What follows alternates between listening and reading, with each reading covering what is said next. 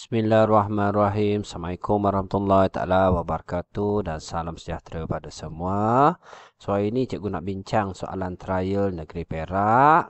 Okey, so kita tengok dekat sini diberi fungsi kuadratik. So dia bagi fungsi kuadratik pada kita. Okey, soalan A, tentukan pintasan X bagi fungsi kuadratik. Seterusnya laka graf fungsi kuadratik. Okey, so untuk soalan yang pertama ni, ada 4 kaedah lah bila pelajar jumpa satu fungsi macam ni.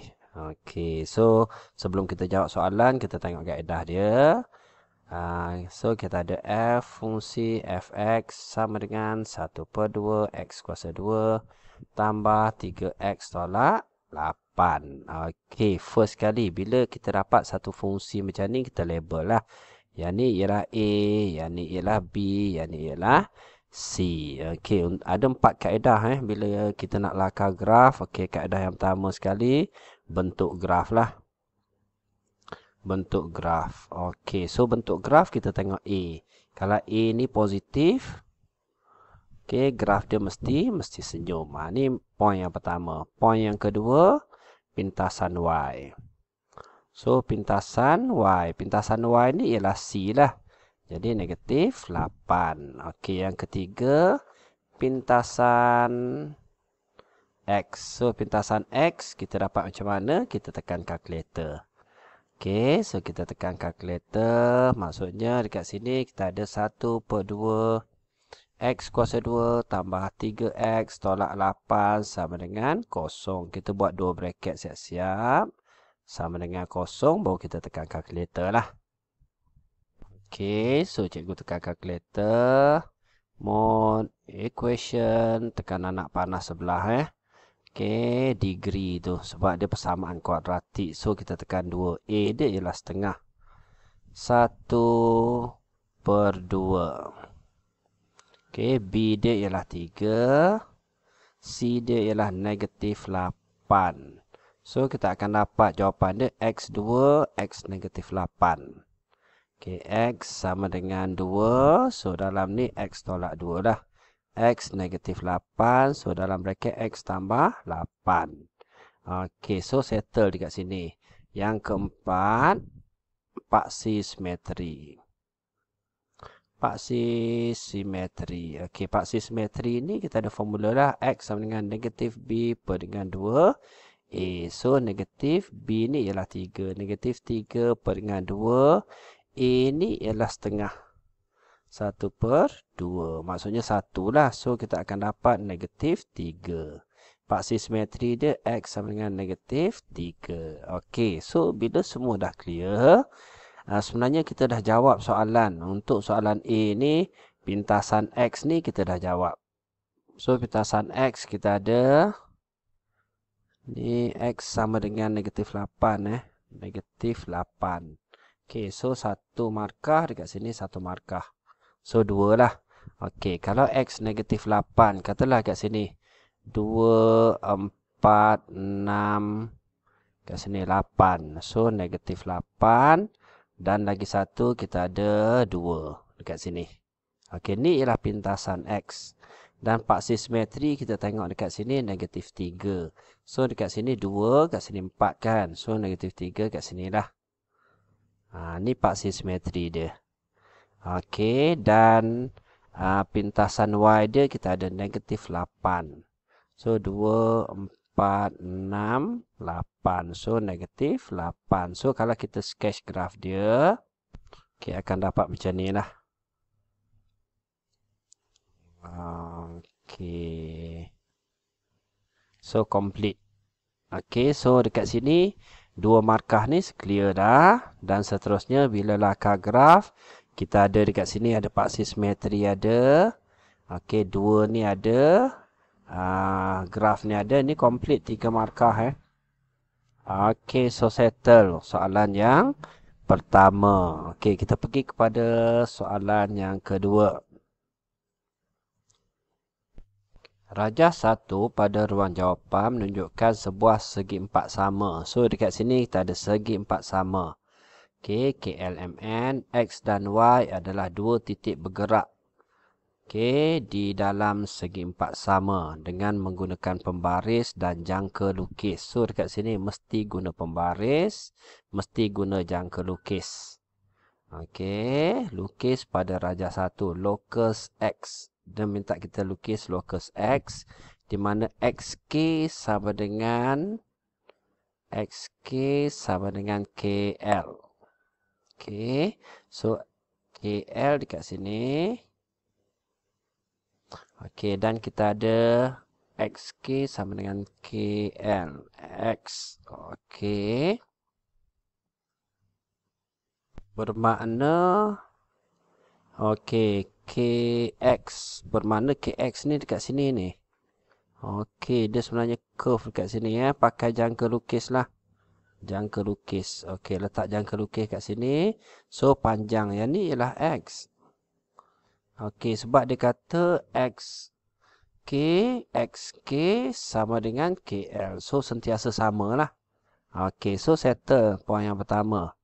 Okey, yang kedua, locus bagi titik Y yang bergerak dengan keadaan jaraknya sentiasa sama dari titik K dan titik N. So, kita ada dua titik. Titik K dan titik N. So, kita tahu bila ada dua titik macam ni, so, locus dia ialah garis serenjang macam ni. Okey, so, mesti garis di tengah-tengah. Guna jangka lukis ataupun guna pembaris lah. Okey, so settle poin yang kedua. Yang ni locus Y.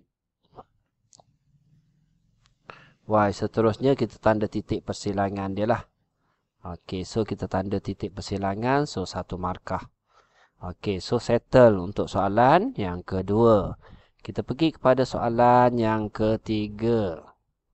Okey, soalan A. Permudahkan. So, bila kita permudahkan dekat sini kita jumpa bahagi. So, kita tukar kepada darab lah. P per dengan Q tambah 2. So, bahagi tukar pada darab. Dia akan jadi terbalik lah. 4Q tambah 8. Kita terbalikkan dia. PQ tolak 2P. Okey, so dekat sini kita boleh permudahkan dia. Dekat sini kita boleh keluarkan P lah. Okey, sebab kita nak potong dekat atas tu. Okey, so P per dengan dekat sini kita boleh keluarkan 2, tak boleh. Q dekat sini boleh keluarkan 4. Okey, so yang ni kita kekalkan dulu. So dekat sini kita tukar dia. Dekat sini cikgu keluarkan 4 4Q. Okey, sorry, cikgu keluarkan 4. So, Q tambah dengan 2. Okey, dekat sini kita boleh keluarkan P. Okey, Q tolak dengan 2. P darab Q, PQ. Okey, so dekat sini kita boleh potong lah. Okey, kita boleh potong P. Okey, yang tinggal. So, dekat sini Q tambah dengan 2. Kat sini Q tambah 2. So, kat sini boleh potong ni. So, yang tinggal 4 per dengan Q tolak 2. Settle soalan ni. 2 markah. Okey, kita terbalikkan dia 1 markah dan jawapan akhir 1 markah lah. Okey, seterusnya. Adlina membeli pen di kedai buku. Dia membeli sebanyak. Okey, yang ni bilangan pen. Dan dengan harga. Okey, harga pen dia 1 tolak X setiap 1. Jika dia membayar wang sebanyak 20 darab dengan X tambah 3, cari baki yang diterima oleh Adlina dalam ungkapan algebra. Okey, bermakna dekat sini ni dia bayar banyak ni. Maksudnya jumlah yang dia bayar 20 X tambah 3. Ni jumlah yang dibayar. Tolak dengan. Okey. Dia membeli pen tu dengan harga. Okey. Ni bilangan pen lah. Maksudnya 2X tolak 5. Darab dengan harga pen tu. 1 tolak X. So dekat sini kita boleh selesaikan dia lah. Okey. Yang ni kita selesaikan dia. 20 2x tambah dengan 60. Tolak dengan, dekat sini kita settle dulu.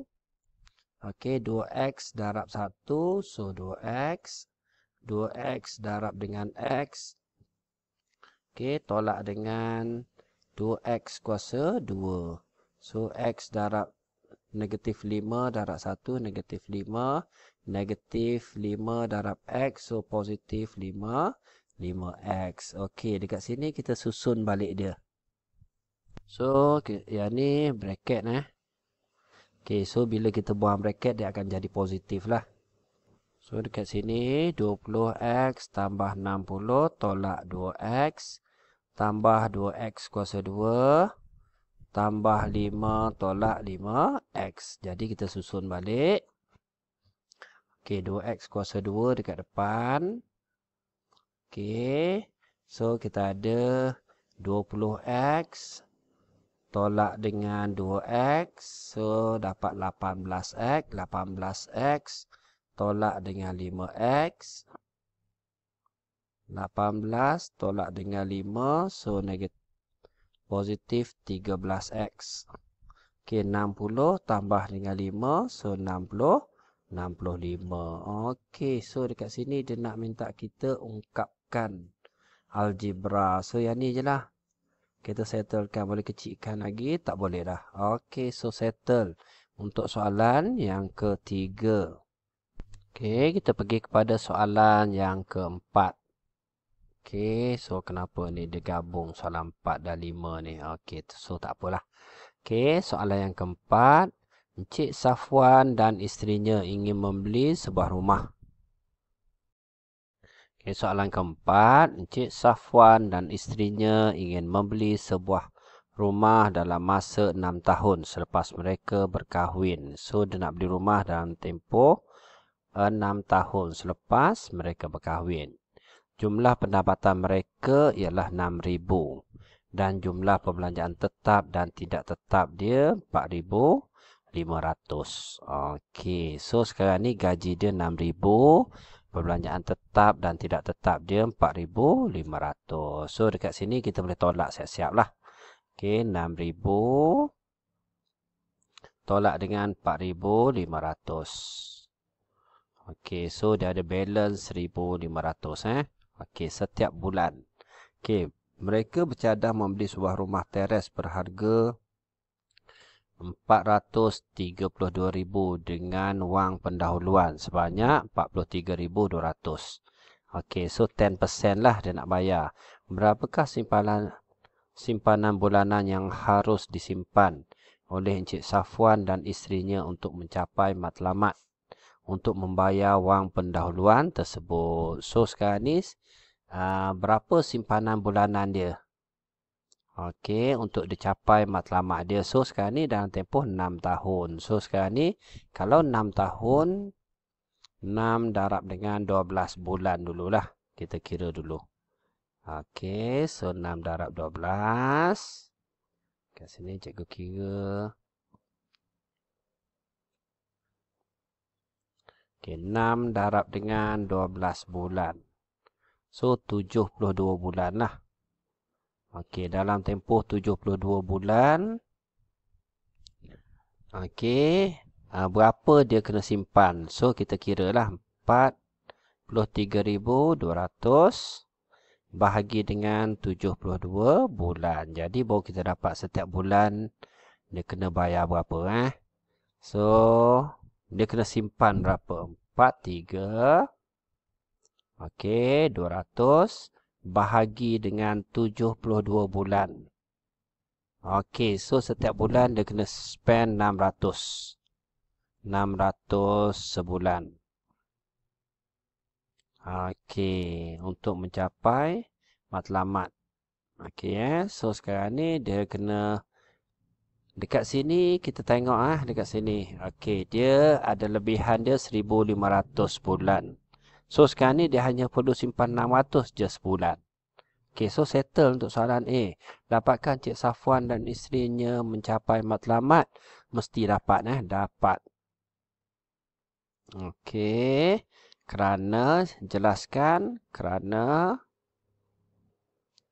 Okey, lebihan gaji sebanyak 1.500 bulan. Okey. Jadi dekat sini kerana lebihan gaji sebanyak 1.500 bulan, dia hanya perlu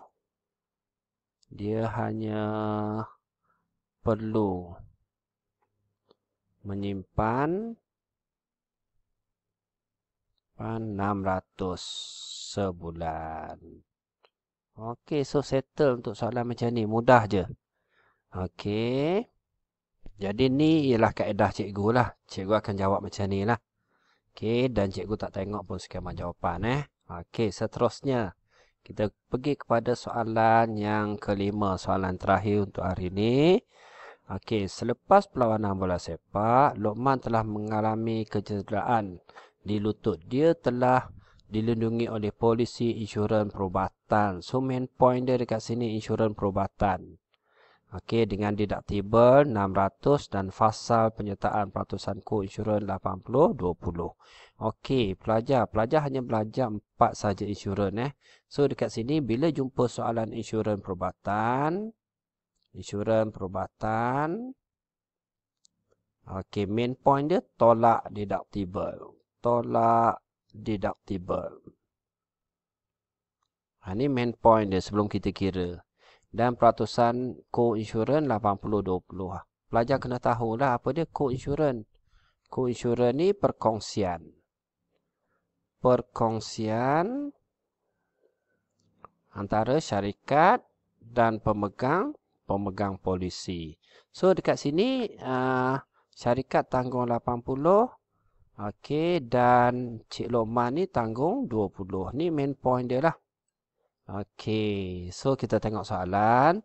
Jika kos perubatan 45,000, hitung kos yang ditanggung oleh Luqman.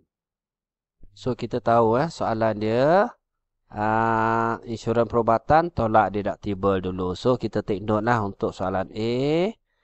Okey, kos selepas deductible.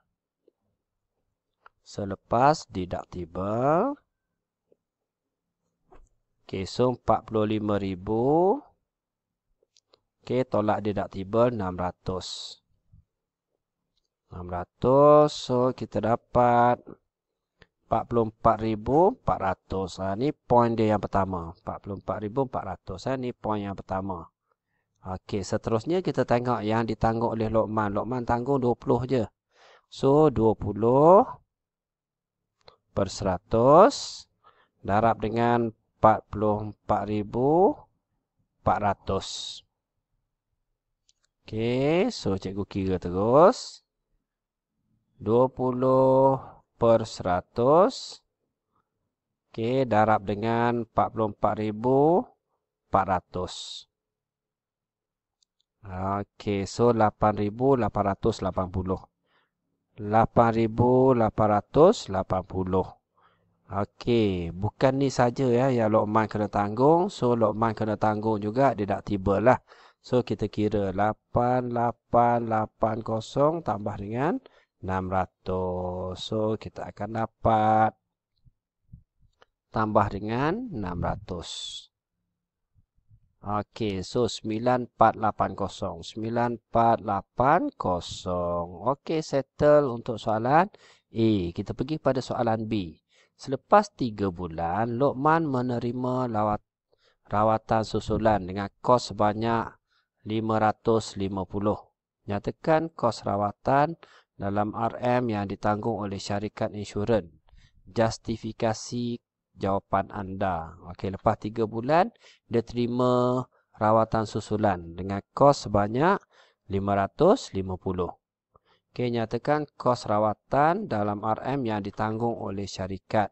So, syarikat tak perlu tanggung dah sebab nilai dia ni di bawah deductible ni. Okey.